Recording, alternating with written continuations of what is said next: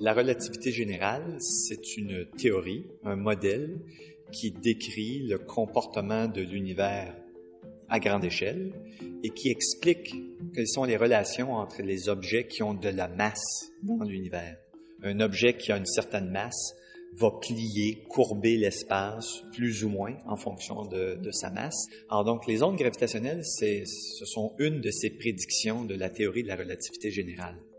Un objet massif crée une déformation de l'espace, et s'il y a un autre objet massif qui apparaît ou qui se déplace, la déformation se propage dans l'espace, et elle se propage sous la forme d'ondes, un peu comme si on lance un caillou dans l'eau, sur un lac, on va voir des ondes à la surface du lac. Donc, les ondes gravitationnelles, ce sont des déformations du tissu même de l'espace. Avec cette détection des ondes gravitationnelles, on a maintenant des instruments qui nous permettent d'observer le cosmos d'une façon différente. Traditionnellement, on a presque toujours observé le cosmos par le biais des télescopes, donc les télescopes conventionnels qui sont sensibles à la lumière visible, ou les radiotélescopes, ou les télescopes à rayons X ou à rayonnement ultraviolet. Mais tout ça, c'est de la lumière. Ce sont des ondes électromagnétiques et donc on obtient une certaine quantité d'informations. Si on utilise les ondes gravitationnelles, c'est une autre façon de regarder le cosmos. On pourrait utiliser une analogie, par exemple. On regarde à la télévision, puis on voit des gens qui parlent ou un groupe de musique qui fait une performance, mais on n'a pas le son. Alors, tout ce qu'on voit, ce sont les images. Et donc, on essaie de deviner ce qui se passe.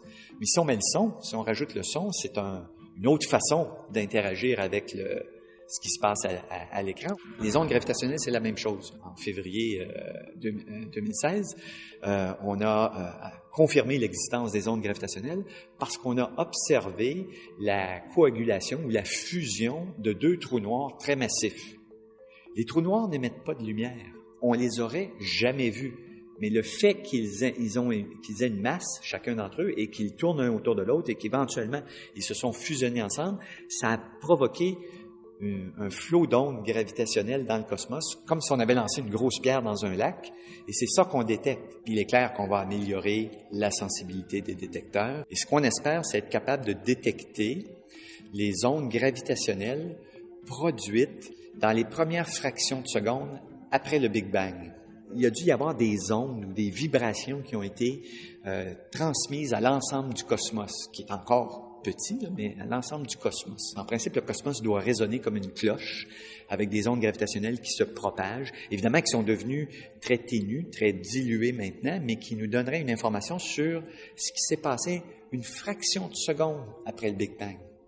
Et ça serait véritablement une révolution parce que présentement, avec nos moyens d'observation qui sont basés sur la lumière ordinaire, si on peut dire, on est limité en termes d'observation du début du cosmos à une époque qui correspond à environ 380 000 ans après le Big Bang.